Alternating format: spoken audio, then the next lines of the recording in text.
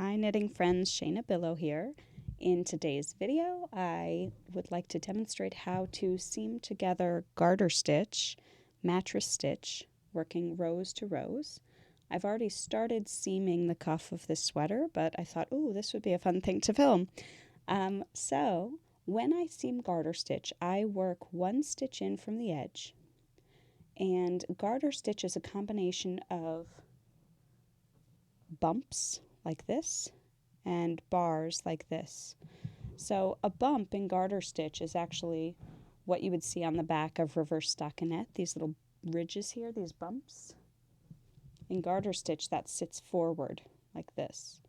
And then in between all of these little garter ridges, you have a bar. So the bar is what you see in stockinette here, that little piece between the stitches like this. Those are the bars. So garter stitch has a unique combination of the two. We have a bar and we have a bump for every 2 rows that we've worked. So when I'm seaming garter stitch, I work one stitch in, bar and a bump, and then on the other side I work the bump and then the bar.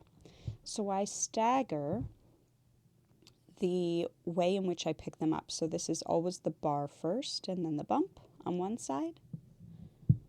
And then the other side is the bump first, the garter ridge, then the next bar that's hiding in there. Sometimes they clump together a little bit. So we have the hidden one, the bar, and then the dimensional one, the bump.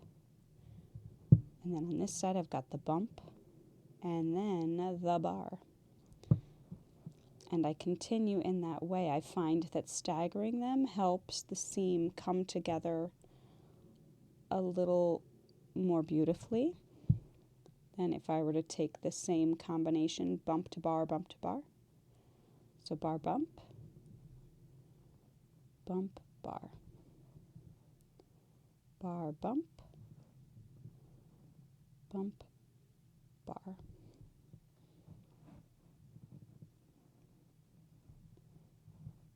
And every so often I will pull the tail tight, or not the tail, the seaming yarn, and then just give it a gentle loosening. Garter stitch is very bouncy, so you have to be careful when you're seaming it that you don't cinch it up too tight and that you don't make it too loose, your seam either. So you kind of can adjust manually, and then once you've woven in your tails, that sets the seam into its final flexibility amount. So bump, bar, bar, bump. And I'm just going to continue this to the end of the cuff. But that is how I seam garter stitch rows to rows. Garter stitch stitches to stitches, in case you're curious, are the same as stockinette stitches to stitches. There's still a little letter V at the top of every bound off or cast on edge. V's and A's, so the same way we seam together stockinette. At the moment, I don't have an example of it on this sweater. Try to film another video soon, but for now, I think the piece that confuses people is this one here, the rows to the rows. So again, I'm one stitch over, one selvage stitch in, and just stagger. On this side I pick up the bar and then the final bump here. And on this side I would pick up the bump and then the bar, although I'm at the end. Here we go. And I gently tighten it, making sure to close up the seam.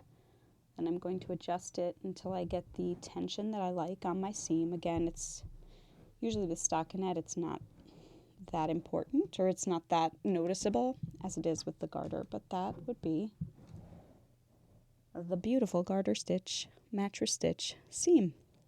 Happy knitting.